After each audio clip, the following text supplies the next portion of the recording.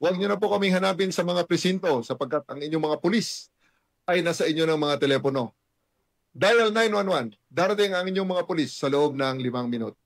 Lilingkod sa bawat Pilipino at magbibigay ng tamang impormasyon para sa tahimik at maayos na Pilipinas. Police News Network, alagad ng batas, tagapagtaguyod ng balitang pulis, sandigan ng mamamayan, patnubay ng katotohanan. Kampo Krame, maghahatid ng pinakahuling kaganapan at nagbabagang balita. Ito ang PNN Police News Network. At ngayon, ang inyong mga tagapagbalita. Magandang araw, bagong Pilipinas. Ako ang inyong alagad ng batas, tagataguyod ng Balitang Pulis. Ako po si Patrolwoman Fe Octaviano. Maghahatid sa inyo ng tamang balita, kwento ng pulis at serbisyo para sa mamamayan. At ito ang PNP News Online. Ang pangunahing balita ng Police News Network, alagad ng batas, tagataguyod ng Balitang Pulis.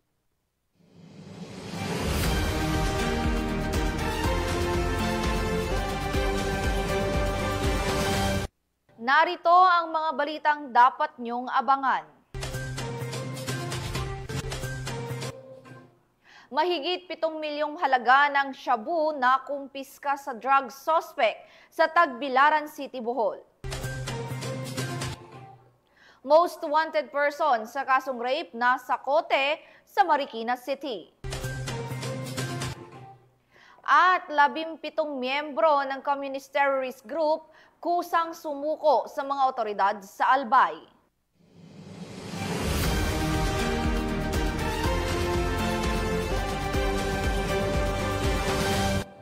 Narito ang mga balitang hatid ng ating PNN correspondents mula sa iba't ibang panig na adong pakikibaka at pagbabalik sa mapayapang pamumuhay. Nakatutok dyan si Police Staff Sergeant Merculito Lovendino Jr. 17 miyembro ng Communist Terrorist Group ang kusang loob na nagbalik loob sa pamahalaan Albay Police Provincial Office. Nangyari ang pagsuko bandang alas 4:30 ng hapon sa mismong kampo ng Albay Police Provincial Office sa Barangay Santa Cruz, Ligao City. Pinangunahan ito ng pinagsamang pwersa ng Albay PPO, 1st Provincial Mobile Force Company, Ligao City Police Station at OWAS MPS, katuwang ang 49th Infantry Battalion at 9th Infantry Division ng Philippine Army. Ang mga sumuko ay pawang kasapi ng milisya ng bayan sa ilalim ng kilusang Guerrilla 1 Sub-Regional Committee 5. Kasama ng kanilang pagbabalik loob, isinukuri nila ang 11 piraso ng iba't ibang uri at kalibre ng baril. Sa kasalukuyan, ang mga sumukong rebelde ay nasa pangangalaga ng 49th Infantry Battalion habang ang mga isinukong armas ay nasa kusudian ng Supply Section ng Albay PPO para sa wastong disposisyon. Ayon kay Police Brigadier General Nestor C. Babagay Jr., Acting Regional Director ng PNP Bicol, ang pagsukong ito ay patunay ng epektibong operasyon at programa ng pulisya sa rehiyon katuwang ang Philippine Army. Patuloy nitong papalakasin ang mga inisyatibo upang hikayatin ang iba pang kasapi ng rebeldong grupo na magbalik loob at makapamuhay muli sa ilalim ng batas. Tinitiyak din ng pamahalaan na mabigbigyan ng sapat at tulong ang mga sumuko upang tuluyang magkapagsimula ng panibagong buhay. Sila ay isa sa ilalim sa Enhanced Comprehensive Local Integration Program or ICLIP na naglalayong tulungan ang mga dating rebelde ng CPP, NP, NDF at milisya ng bayan na muling maging produktibong mamamayan. Kabilang sa mga benepisyo makukuha sa ICLIP ang pinansyal na ayuda, tulong sa kabuhayan, pabahay, edukasyon at kalusugan, firearms remuneration at psychosocial skills training para sa kanilang reintegrasyon sa lipunan. Mula dito sa Legazpi City, ako kayong Police News Network Correspondent, Police Staff Sergeant Merculito Lovendino Jr. Alagad ng batas, tagataguyod ng Balita Police. Maraming salamat, Police Staff Sergeant Lovendino. Hindi na nakapagtago pa ang isang lalaking wanted sa kasong acts of lasciviousness matapos itong maaresto ng mga operatiba sa Tarlac City. Magbabalita dyan si Patrolwoman Janice Bulaha. Arestado ng mga operatiba ng 1st Provincial Mobile Force Company ng Tarlac Police Provincial Office ang isang wanted person sa Barangay Sepung, Calzada, Tarlac City. Kinilala ni Police Major Santi Frey D.C. Lorenzo, OIC ng 1st Provincial Mobile Force Company, ang suspect na si alias Mel, 43 taong gulang, pintor at residente ng Rosal Street, Barangay Sepung, Calzada, Tarlac City. Matagumpay na isinagawa ang operasyon sa pangunguna ng tracker team ng 1st PMFC, katuwang ang Tarlac City Police Station, Provincial Intelligence Unit at Provincial Investigation and Detective Management Unit. Inaresto ang suspect sa bisa ng warrant of arrest para sa kasong acts of lasciviousness sa ilalim ng Article 336 ng Revised Penal Code kaugnay ng Section 5 ng Republic Act 7610 o Anti-Child Abuse Law sa ilalim ng Criminal Case No. 7262-201 na walang piyansang inirerekomenda. Ayon sa ulat, dinala sa himpilan ng 1st PMFC ang suspect para sa dokumentasyon at tamang disposisyon. Patuloy na isinusulong ng pambansang pulisya ang mas pinaigting na operasyon laban sa mga individual na may kinahaharap na kasong kriminal upang masiguro na sila ay mapapanagot sa batas at maipagkaloob ang hustisya sa mga biktima. Mula dito sa Gitnang Luzon, ako ang inyong PNN correspondent, Patrolwoman Janice Bulahaw. Alagad ng batas, tagataguyod ng balitang pulis. Maraming salamat, Patrolwoman Bulahaw. Nasa kote ng Cainta Municipal Police Station sa Marikina City ang isang most wanted person regional level na nahaharap sa kasong rape. Nakibalita dyan si Patrolwoman Jessie Cris Obrero.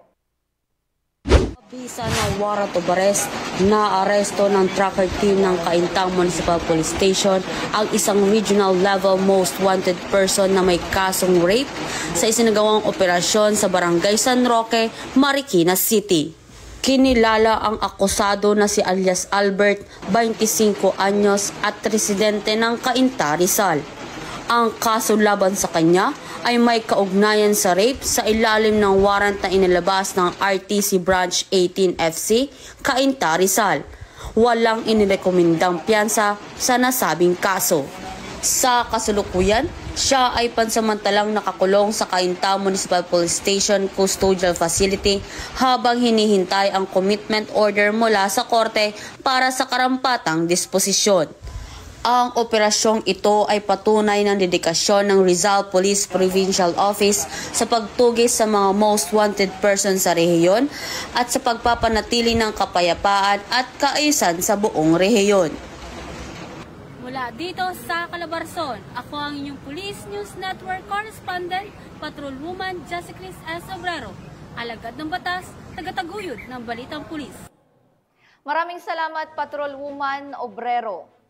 Walang takas ang top 1 most wanted person sa regional level matapos siyang maaresto ng mga tauhan ng Benguet PNP sa isinagawang operasyon sa La Trinidad, Benguet. Patrolwoman Jomalyn Kakanindin sa report. Sa patuloy na pagpapaigting ng kapulisan ng Cordillera sa kanilang kampanya kontra kriminalidad, arestado ng Benguet PNP ang number 1 top most wanted person regional level sa kasong statutory rape sa La Trinidad, Benguet kamakailan lamang. Matagumpay ang operasyon dahil sa pagtutulungan ng mga operatiba sa pangunguna ng La Trinidad Municipal Police Station, katuwang ang Criminal Investigation and Detection Group, Benguet Provincial Field Unit, Benguet PPO at ang RIU-14. Arestado ang akusado sa bisa ng warrant of arrest na inihain laban sa kanya noong Agosto 2025 sa La Trinidad, Benguet na walang inirekomendang piyansa. Matapos basahan ng kanyang mga karapatan sa salitang kanyang naiintindihan, dinala ang akusado sa tanggapan ng pulisya para sa tamang dokumentasyon at wastong disposisyon bago i-turn over sa kinauukulang hukuman. Ang matagumpay na operasyon ay patunay lamang na ang pambansang pulisya ay patuloy sa pagpapatupad ng kanilang sinumpaang tungkulin kontra kriminalidad na naaayon sa programa ng kasalukuyang administrasyon tungo sa isang bagong Pilipinas. Mula dito sa rehiyon ng Cordillera, ako ang inyong PNN correspondent, Patrolwoman Jomalyn Kakanindin, alagad ng batas, tagataguyod ng balitang pulis. Maraming salamat, Patrolwoman Kakanindin. Arestado ang isang lalaki sa isinagawang drug buy-bust operation ng Aringay Municipal Police Station sa Barangay San Benito Norte, Aringay, La Union. Ang detalye ng report mula kay Patrolman Dennis Carina. Isang high-value drug personality sa ikinasang drug bypass operation ng mga otoridad na kung alas 12 ng tanghali, ito lamang August 12, 2025, sa Barangay San Benito Norte, Arengay, La Union. Kinilala ni Police Major Romel D. Centino, hepe ng Arengay Municipal Police Station, ang suspect ni Alias Naldo, residente ng Barangay Purok Sarok, Camp 7, Baguio City, na tinaguri ang isang high-value individual sa talaan ng mga otoridad. Sa isinagawang operasyon, nasamsam ng suspect ang 7 headset transparent plastic sachet na nagalaman ng hinihinalang shabu na may kabuuang bigat na tinatayang 30 na gramo. Ayon sa mga otoridad, ang halaga ng naturang illegal na droga ay humigit kumulang 204,000 pesos.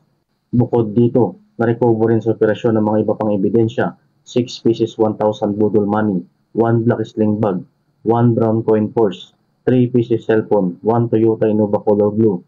Ang lahat na nakumpiskang ebidensya ay sinalalim sa tamang dokumentasyon at inventaryo. Samantala, ang suspect ay kasalukuyang nasa kustodiya ng Arengay PNP at maharap sa kasong paglabag sa Republic Act 9165 o Comprehensive Dangerous Drugs Act of 2002. Mula dito sa Picadillo, Ilocos Region, ako po ang inyong Police News Network Correspondent, Patrolman Dennis Carinal, alagad ng batas, tagataguyod ng balitang pulis. Maraming salamat, Patrolman Carinal. Matagumpay na isinagawa ng Regional Police Community Affairs and Development Unit 2 ang isang awareness lecture sa lungsod ng Tuguegarao bilang bahagi ng kanilang patuloy na kampanya para sa kaayusan at kaligtasan ng komunidad. Yan ang balitang hatid ni Patrolwoman Richelle Lidesma. Ilahok ang mga mahigit 150 mag-aaral ng Caritan Norte Elementary School sa pamumuno ni Mrs. Marilyn Tapa, principal sa lungsod ng Tuguegarao, sa isinagawang awareness lecture ng mga tauhan ng Regional Police Community Affairs and Development Unit 2. Ang RPK2 ay patuloy na nagsasagawa ng awareness lecture sa mga paaralan. Ang pangunahing layunin namin ay maimulat ang mga kabataan sa malagim na epekto ng iligal na droga na sumisira sa kanilang kinabukasan at mga pangarap. Higit pa rito, binibigyan din namin sila ng kaalaman kung paano maiiwasan ang bullying na madalas na problema sa loob ng paaralan. Sa aming mga lecture, tinutulungan namin ang mga mag-aaral na maunawaan ang kahalagahan ng pagrespeto at pakikisama sa kanilang kapwa. Sa tulong ng mga guro at mga magulang, sama-sama nating hinuhubog ang mga kabataan upang maging responsable at may malasakit sa iba. Nagpasalamat naman ang mga mag-aaral at guro sa isinagawang talakayan. Function po kasi po besides po sa nadagdagan yung knowledge namin, nag-spread po siya ng awareness tungkol po sa bullying and sa illegal na drugs po. Kung paano po maiwasan and kung ano po yung dapat na gawin. And I think nakakatulong po ito kasi po maiwasan talaga ng mga bata na gawin yung mga mali po and natuto po sila dun sa symposium po. Siyempre, papasalamat ako pinaunlakan ninyo ang aming eskwelahan dito sa symposium na ginawa. Itong ginawa ito ay napakahalaga dahil sa mga nangyayari ngayon. Ang ginawa ninyo ay para maging aware ang mga bata kung ano ang dulot nito sa kanila, lalo na tumataas yung mga karahasan at pababa yung mga edad ng bata na sangkot sa mga krimen. Ito mga bata, open sa kanila na yung mga masasama, mga influensya na mga nakakataas. So, aware na sila kung ano ang epekto ng pagpamit ng droga at really sa kanila kung epekto sa kanila physically, emotionally, sa kapwa nila mga bata. Dito sa amin at sa mga guro naman, pakatulong din yung mga ginawa ninyo para mabawasan din naman mga gagawin namin sa kanila ng pagkakas namin sinasabi sa kanila kung ano ang mali at tama sa kanilang ugali.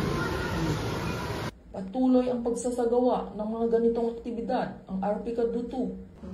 Ang RPK2, pati na rin ang mga kapulisan sa iba't ibang istasyon sa Region 2, ay patuloy na magsasagawa pa ng mga ganitong symposium upang mas mabigyan ng kaalaman ng mga kabataan at mailapit kami mga kapulisan sa mga bata at huwag nila kaming katakutan. Sa kabuuan, naging matagumpay ang sinagawang awareness lecture na nagpapakita ng malakas na ugnayan at pagtutulungan ng Regional Police Community Affairs and Development Unit 2 at ng Caritan Norte Elementary School. Ito ay isang hakbang tungo sa isang mas maunlad, maayos at mas ligtas na komunidad tungo sa bagong Pilipinas. Mula dito sa Caritan Norte Elementary School, ako ang inyong PNN correspondent, Patrolwoman Ledesma, alagad ng batas, tagataguyod ng Balitang Pulis. Maraming salamat, Patrolwoman Ledesma. Tunghayan naman natin ang mga balita mula sa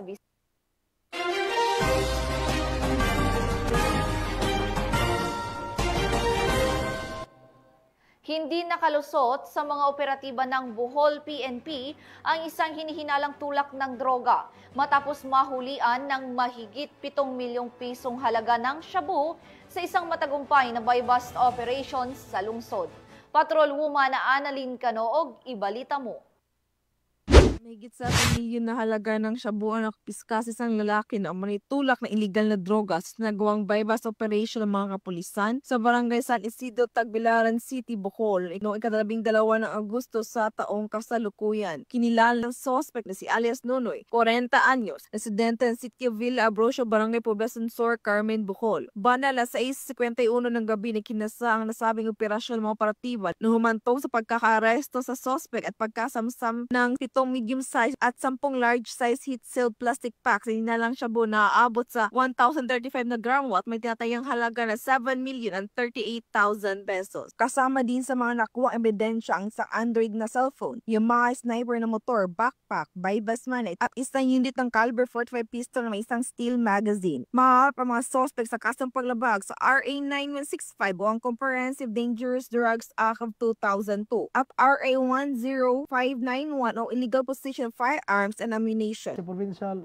Director Police Colonel Arnel Balagat Banson may paabot sa iyahang pagtimbaya o pag-congratulate sa Drug Enforcement Team sa tanang mga operatiba nga padayon nga ng limbasog, nagkugi aron masikop kini mga dagko nga mga drug personality. Ato usab kini nga pahimangno no sa mga drug nagplano nga mga dili mundang sa pagpayuhot sa ginadili nga droga. Ang inyong kapulisan sa Bohol, dili kami mohunong, dili kami mopahuway, o dili kami muundang para masikop mo o madakpan mo. Unya ato sa kining gihimo para usab panalipdan ang atong mga kabatununan o ubang mga lumulupyo diri sa probinsya sa Bohol busa atong gidasig atong mga katawhan, atong mga LGUs nga padayon sila sa pagsuporta sa atong programa para masulbad na ni problema nato sa illegal nga droga. Ang matagumpay na operasyon ay bunga na maigting na pagtilima ng kapulisan sa pagsusulong ng programa ng pamahalaan upang labanan at matuldukan ang problema sa illegal na droga dahil sa bagong Pilipinas. Ang gusto ng pulis, ligtas ka. Mula dito sa Central Visayas, ako ang inyong Police News Network correspondent, Patrolwoman Annalyn N. Canoog, alagad na batas, tagataguyod ng Balitang Pulis. Maraming salamat, Patrolwoman Canoog. Mahigit 1 milyong pisong halaga ng shabu ang nasamsam mula sa isang CQ sa isinagawang buy-bust operation ng mga otoridad sa La Paz, Iloilo. Tinutukan niya ni Patrolwoman Julie Bell Alvior. Natayang 1,300,000 pesos halaga ng hinihinalang shabu ang nasamsam ng mga otoridad mula sa isang security guard sa ikinasang drug buy-bust operation ng City Drug Enforcement Unit sa Zone 3, Barangay Baldoza, La Paz, pasado alas 11 ng umaga nito lamang 13 ng Agosto taong kasalukuyan. Kinilala ang suspect sa alias na Janjan, 32 taong gulang at residente ng Carles, Iloilo. Naisa katuparan ng operasyon ng positibong mabilis sa suspect na police pusher buyer ang isang sachet ng hinihinalang shabu sa halagang 12,000 pesos bilang buy-bust money. Ayon kay Police Captain Roque Jimeno III, officer in charge ng CDEU, matapos ang transaksyon na recover mula sa kanya ang 3 knot-tied plastic sachets at 11 pang sachet ng hinihinalang shabu, isang cellphone, pera, aluminum strip at lighter. Kasong paglabag sa Republic Act 9165 o Comprehensive Dangerous Drugs Act of 2002, ang kakaharapin ngayon ng arestado na kasalukuyang nasa kustodiya na ng kapulisan para sa tamang disposisyon. Patuloy na pinaigting ng Iloilo PNP ang kanilang kampanya kontra iligal na droga upang tuluyang masupil ang iligal na operasyon nito sa lugar. Muling pinaalalahanan ng mga kapulisan ng publiko na makipagtulungan sa pulisya at agad na i-report ang anumang kahina-hinalang aktibidad upang mapanatili ang kaligtasan at kapayapaan ng komunidad. Mula dito sa Western Visayas, ako ang inyong Police News Network Correspondent, Patrolwoman Julibel Alvior, alagad ng batas, tagataguyod ng Balitang Pulis. Maraming salamat, Patrolwoman Alvior. Narito naman ang mga balita mula sa bahagi ng Mindanao.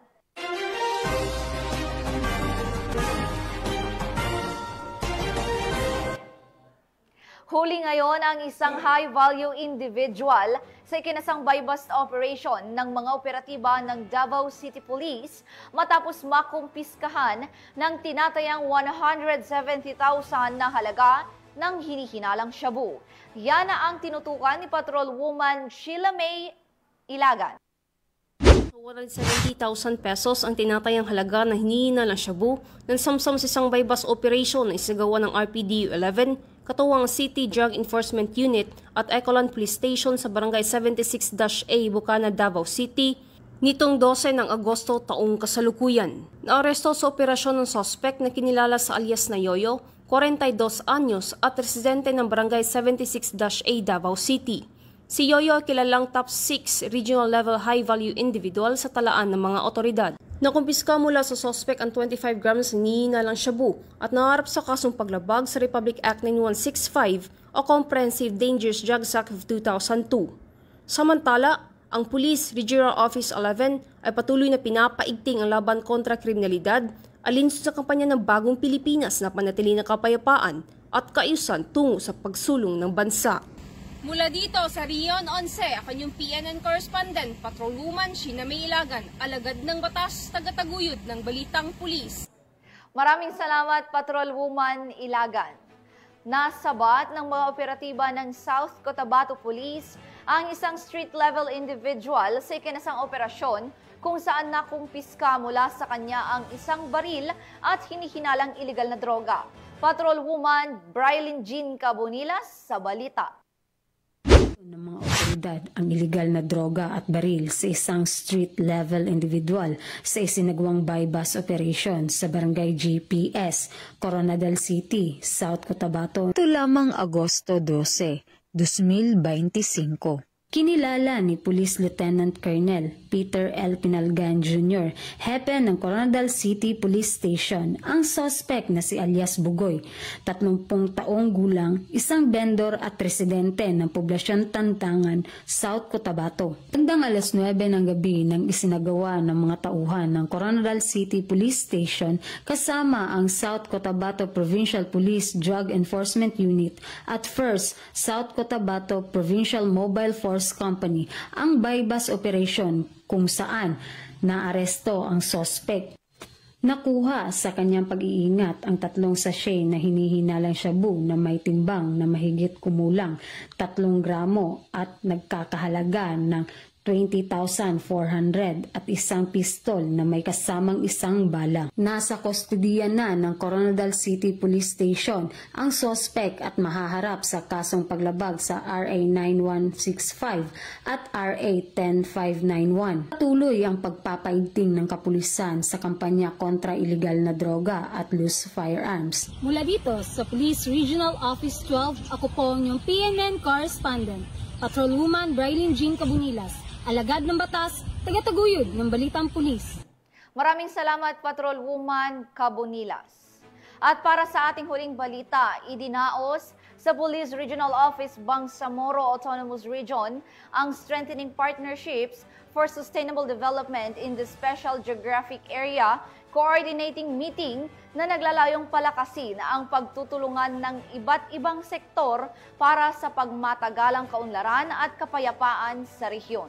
Magbabalita dyan si Patrolwoman Leonora Gawang. Bilang malakas na pagkakaisa, isang matagumpay na strengthening partnerships for sustainable development in the Special Geographic Area Coordinating Meeting ang isinagawa sa Multipurpose Center Camp Bijan sa Lipada, Cape Pendatun, Parang, Maguindanao del Norte nito lamang 13 ng Agosto taong kasalukuyan.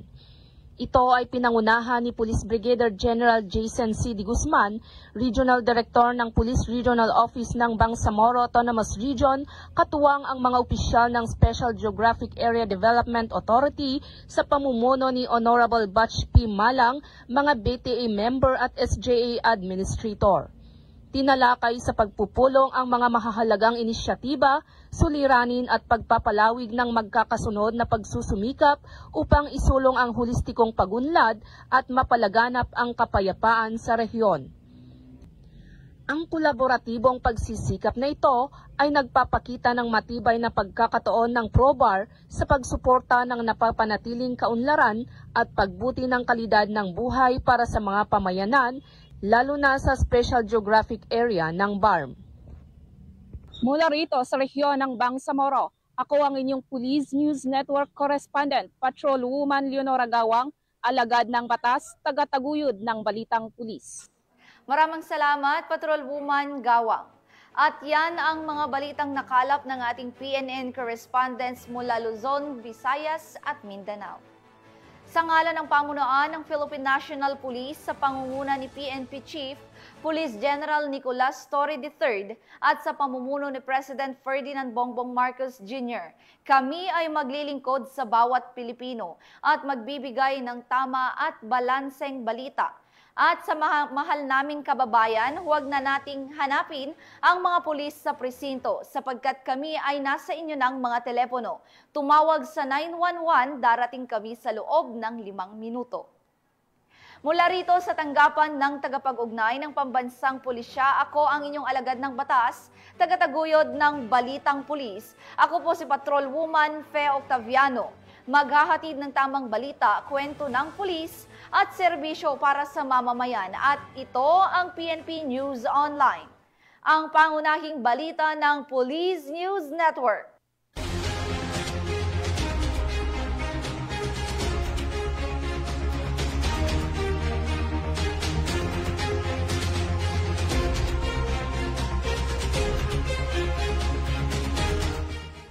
Police News Network, alagad ng batas, tagapagtaguyod ng balitang pulis.